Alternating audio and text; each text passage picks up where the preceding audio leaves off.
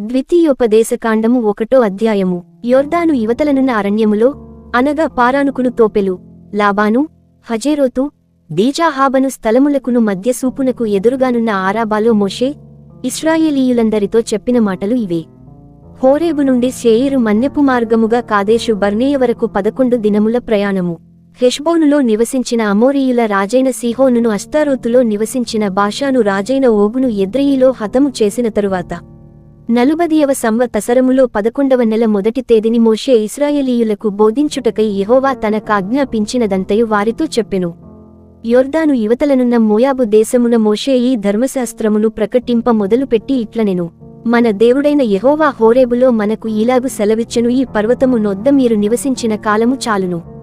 మీరు తిరిగి ప్రయాణమై అమోరీయుల మన్యమునకును, అరాబాలోను, మన్యములోను, లోయలోను, దక్షిణ దిక్కున సముద్రతీరములోనున్న స్థలములన్నిటికిని, కనాను దేశమునకును, లెబానోనుకును, మహానది అయిన యూఫ్రటీసు వరకును, ఫరాతు వెళ్ళుడి. ఇదిగో ఆ దేశమును మీకు అప్పగించితిని. మీరు వెళ్లి యెహోవా మీ పితరులైన అబ్రాహాము, ఇస్సాకు, యాకోబులకును వారి తరువాత వారి సంతానమునకును ఇచ్చెదనని నేను ప్రమాణము చేసిన దేశమును స్వాధీనపరచుకునుడి.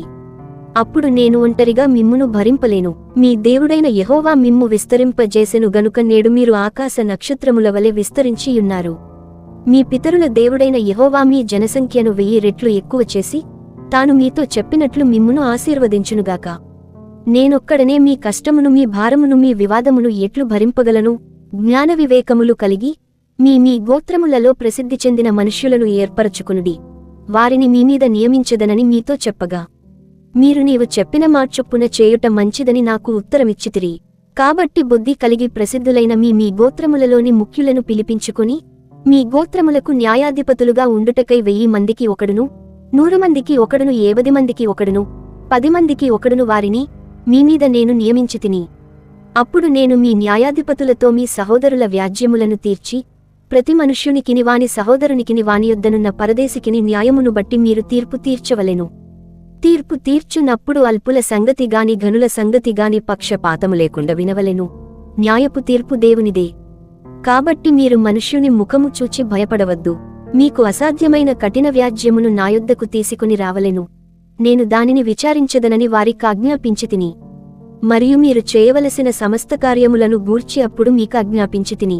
మనము హోరేబు నుండి సాగి మన దేవుడైన యెహోవా మనకాజ్ఞాపించినట్లు మీరు చూచిన ఆ ఘోరమైన మహారణ్యములో నుండి వచ్చి, అమోరీయుల మన్యపు మార్గమున కాదేషు బర్నేయకు చేరితిమి. అప్పుడు నేను మన దేవుడైన యెహోవా మనకిచ్చుచున్న అమోరీయుల మన్యమునకు వచ్చియున్నాము. ఇదిగో నీ దేవుడైన యెహోవా ఈ దేశమును నీకు అప్పగించెను. నీ పితరుల దేవుడైన యెహోవా నీతో సెలవిచ్చినట్లు దాని స్వాధీనపరచుకొనుము, భయపడకుము, అధైర్యపడకుమని నీతో చెప్పితిని. అప్పుడు మీరందరూ నాయొద్దకు వచ్చి మనకంటే ముందుగా మనుష్యులను పంపుదము. వారు మన కొరకు ఈ దేశమును వేగుజూచి, తిరిగి వచ్చి అందులోనికి మనము వెళ్లవలసిన త్రోవను గూర్చియు, మనము చేరవలసిన పురములను గూర్చియు మనకు వర్తమానము చెప్పుదురంటిరి. ఆ మాట మంచిదనుకొని నేను గోత్రమొక్కంటికి ఒక మనుష్యుని చొప్పున 12 మనుష్యులను పిలిపించితిని.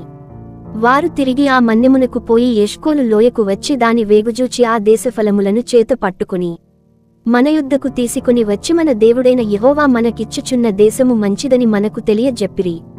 అయితే మీరు వెళ్ళనొల్లక మీ దేవుడైన యెహోవా సెలవిచ్చిన మాటకు తిరుగబడి, మీ గుడారములలో సనుగుచు యెహోవా మనయందు పగపట్టినందున మనలను సంహరించునట్లు అమోరీయుల చేతికి మనలను అప్పగించుటకు ఐగుప్తు దేశములో నుండి మనలను రప్పించియున్నాడు. మనమిక్కడికి వెళ్ళగలము? మన సహోదరులు అక్కడి జనులు మనకంటే బలిష్ఠులును ఎత్తరులునయ్యున్నారు. ఆ పట్టణములు గొప్పవై ఆకాశమునంటూ ప్రాకారములతోనున్నవి. అక్కడ అనాకీయులను చూచితిమని చెప్పి మా హృదయములను కరగజేసిరని మీరు చెప్పితిరి. అప్పుడు నేను మిమ్మును చూచి దిగులు పడకుడి, వారికి భయపడకుడి. మీకు ముందర నడుచుచున్న మీ దేవుడైన యెహోవా మీ కన్నుల ఎదుట ఐగుప్తులోను అరణ్యములోను మీ కొరకు చేసినట్టు మీ పక్షముగా యుద్ధము చేయును. మీరు ఈ చోటికి చేరువరకు మీరు వచ్చిన మార్గమంతటిలోను మనుష్యుడు తన కుమారుని ఎత్తికొనున్నట్లు మీ దేవుడైన యెహోవా మిమ్మును ఎత్తికొని వచ్చిన సంగతి మీరెరుగుదురని మీతో చెప్పితిని. అయితే మీకు త్రోవ చూపించి మీ గుడారములను వేయవలసిన స్థలమును మీకు సిద్ధపరచునట్లు రాత్రి అగ్నిలోను పగలు మేఘములోను మీకు ముందర నడిచిన మీ దేవుడైన యెహోవాయందు మీరు విశ్వాసముంచలేదు.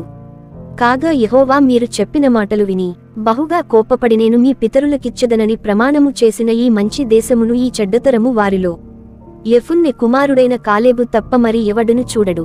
అతడు పూర్ణమనస్సుతో యెహోవాను అనుసరించెను గనుక అతడు దానిని చూచును. అతడు అడుగుపెట్టిన దేశమును నేను అతనికిని అతని సంతానమునకును ఇచ్చెదనని ప్రమాణము చేసెను. మరియు యెహోవా మిమ్మును బట్టి నామీద కోపపడిని పరిచారకుడగు నూను కుమారుడైన యెహోషువ దానిలో ప్రవేశించునుగాని నీవు దానిలో ప్రవేశింపవు. అతడు ఇశ్రాయేలీయులు దాని స్వాధీనపరచుకొన చేయును గనుక అతని ధైర్యపరచుము. ఆ దినమున మంచి చెడ్డలనెరుగని మీ కుమారులు అనగా అపహరింపబడుదురని మీరు చెప్పిన మీ పిల్లలు దానిలో ప్రవేశింతురు. దానిని వారికిచ్చెదను, వారు దానిని స్వాధీనపరచుకొందురు. మీరు తిరిగి ఎర్రసముద్ర మార్గముగా అరణ్యమునకు ప్రయాణము చేయుడని చెప్పెను. అందుకు మీరు మేము యెహోవాకు విరోధముగా పాపము చేసితిమి.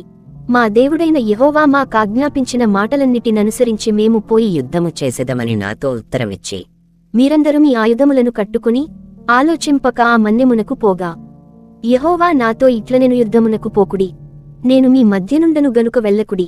మీరు వెళ్ళినను మీ శత్రువుల ఎదుట హతము చేయబడుదురని వారితో చెప్పుము. ఆ మాటలు నేను మీతో చెప్పినప్పుడు మీరు వినక యెహోవా మాటకు తిరుగబడి మూర్ఖులై ఆ మన్యమునకు వెళ్ళితిరి. అప్పుడు ఆ మన్యములో నివసించిన అమోరీయులు మీకెదురుగా బయలుదేరి వచ్చి కందిరీగలవలె మిమ్ము తరిమి హోర్మావరకు శేయీరులో మిమ్ము హతము చేసిరి. తరువాత మీరు తిరిగి వచ్చి యెహోవా సన్నిధిని ఎడ్వగా యెహోవా మీ మొర్ను లక్ష్యపెట్టలేదు, మీ మాట వినలేదు. కాగా మీరు కాదేషులో బహు దినములు నివసించితిరి. మీరు నివసించిన దినములెన్నో మీకు తెలిసినవి.